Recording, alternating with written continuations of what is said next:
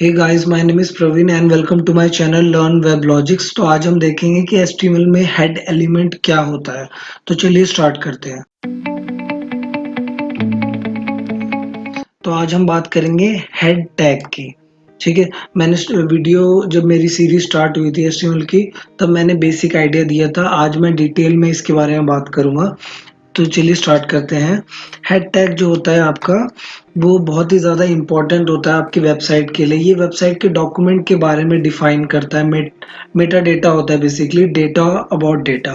ठीक है, तो जो बॉडी के अंदर आप जो लिखते हैं वो आपको वेबसाइट पे दिखता है, एंड हेड टैग के अंदर जो लिखते हैं वो आपकी वेबसाइट के लिए होता है, एक इम्पॉर्टेंट इंफॉर्मेशन होता है जो कि आगे मैं बताऊंगा कहाँ पे यूजफुल होता है।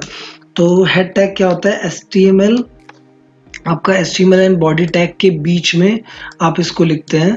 ठीक है, एंड इसमें सबसे इम्पोर्टेंट जो टैग होता है, जो सबसे पहला टैग है, वो है टाइटल टैग। ये आपकी वेबसाइट का टाइटल होता है, टाइटल ऑफ योर वेबसाइट। ठीक है, मैं सेव करके रिफ्रेश करके दिखा देता हूँ आपको। देखिए यहाँ पे आ गया।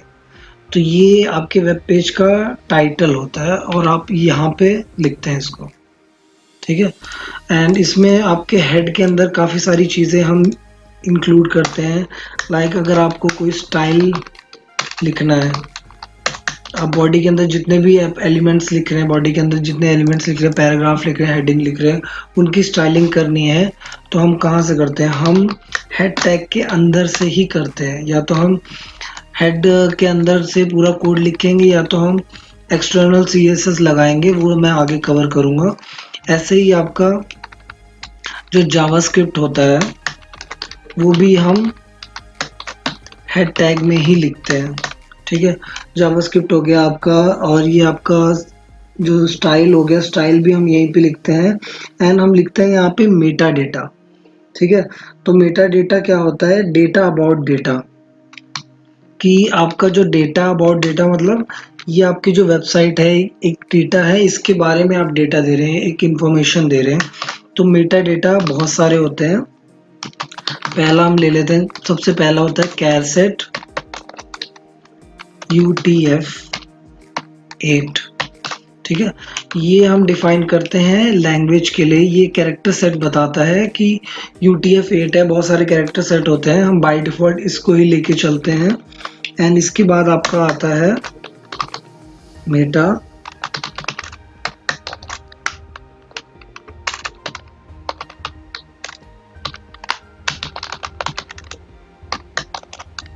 मैं बता देता हूँ आपको। ये है मेटा कीवर्ड। ठीक है, तो कीवर्ड क्या यूज़ होता है? जैसे ये कीवर्ड एक, आपको वेब डेवलपमेंट में इसकी ज़रूरत नहीं पड़ेगी, बट मैं आपको एक बेसिक आइडिया दे देता हूँ। ये SEO के लिए यूज़ होता है, जो कीवर्ड है। एंड आपका जो टाइटल है, डिस्क्रिप्शन अभी मैं बताऊंगा। तो ये सारी चीज़ें SEO के लिए होता है। गूगल पे आप अपने वेब पेज को रैंक कराते हैं, तो गूगल आपके वेबसाइट को रीड कर सके, इसलिए आप यहाँ पे मेटा टैग्स लगाते हैं। तो इन मेटा टैग्स से वो आपके वेब पेज को अच्छे से रीड कर पाता है कि आपका वेब पेज किस चीज़ से रिलेटेड है। एंड कीवर्ड, लेट सपोज मैं दे देता हूँ, अगर मैं एक वेब डेवलपमेंट की वेबसाइट बना रहा हूँ, तो उसके कीवर्ड्स क्या क्या होंगे?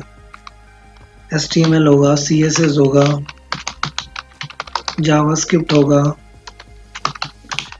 वेब डेवलपमेंट ट्यूटोरियल्स होगा। ठीक है, तो ये हो गया आपका मेटा कीवर्ड। अब इसके बाद आता है आपका मेटा नेम डिस्क्रिप्शन। इसके अंदर आप अपने वेबसाइट के बारे में बता सकते हैं। This is a website of web development tutorials.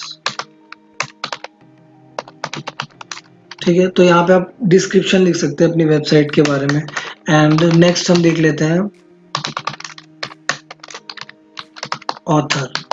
तो यहाँ पे हम बेसिकली ऑथर को डिफाइन करते हैं कि ये जो वेब पेज बना है, इसका ऑथर कौन है, इसको किसने, इस पूरे कोड को किसने लिखा है। तो यहाँ पे हम ऑथर का नाम भी लिख सकते हैं, जो भी नाम है। ठीक है, एंड इसके बाद मैं बता देता हूँ आपको, एक और मेटा टैग है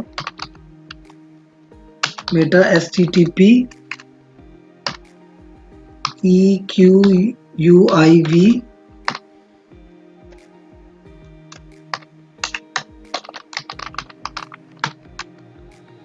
रिफ्रेश कंटेंट।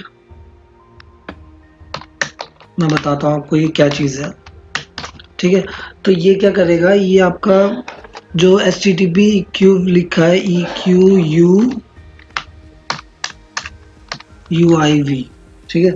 तो ये क्या करेगा, आपका पेज को रिफ्रेश करेगा एवरी 30 सेकेंड। तो यहाँ पे जो आप लिखते हैं ये इतने सेकंड बाद रिफ्रेश करता है। अगर आपको चाहिए कि आपका पेज रिफ्रेश हो एवरी 5 सेकंड तो यहाँ पे आप 5 लिख देंगे, 10 सेकंड हो तो 10 लिख देंगे। तो ये सारी चीज़ें हैं, मैं आपको बता रहा हूँ, ज़रूरी चीज़ें हैं, आपको पता होना चाहिए। एंड इसके बाद आता है आपका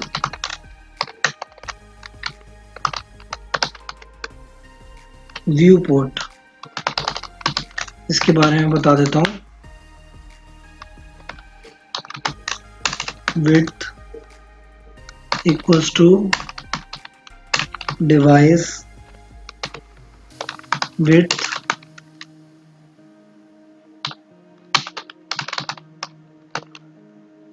initial scale 1.0, ठीक है।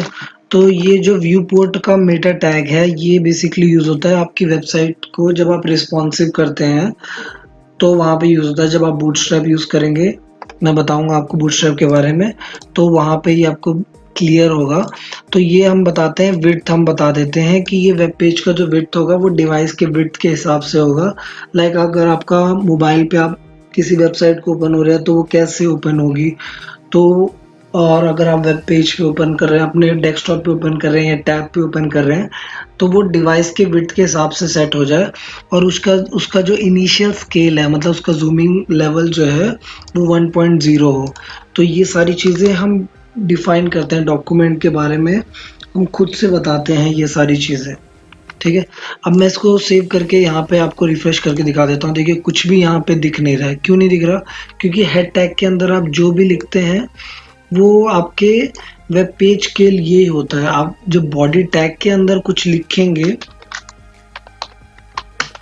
जब आप बॉडी टैग के अंदर लिखेंगे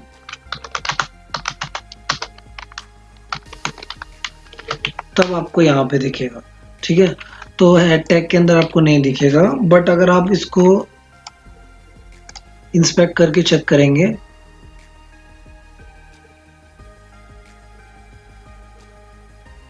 इंस्पेक्ट चेक करके चेक करेंगे, यहाँ पे देखिए आ गया, टाइटल लिखा है, टाइटल दिख रहा है आपको, कैर सेट लिखा है, ये देखिए पेज रिफ्रेश हो रहा है। मैंने एवरी 10 सेकेंड सेट किया तो देखिए पेज रिफ्रेश हो रहा है। मैं इसका जो टाइम है वो कम करके आपको दिखा देता हूँ, 5 सेकेंड ले लेता हूँ। अब एवरी 5 सेकेंड ये पेज को रिफ्रेश करेगा। देखिए पेज रिफ्रेश हुआ। तो ये सारी चीज़ आपको पता होनी चाहिए। मैंने ऑथर का नाम लिखा है, डिस्क्रिप्शन लिखा है, कीवर्ड लिखा है, ठीक है। तो इतना ही था HTML हेड टैग के अंदर। ये बहुत ज़रूरी है, ये SEO के पॉइंट ऑफ व्यू से बहुत ज़्यादा ज़रूरी है।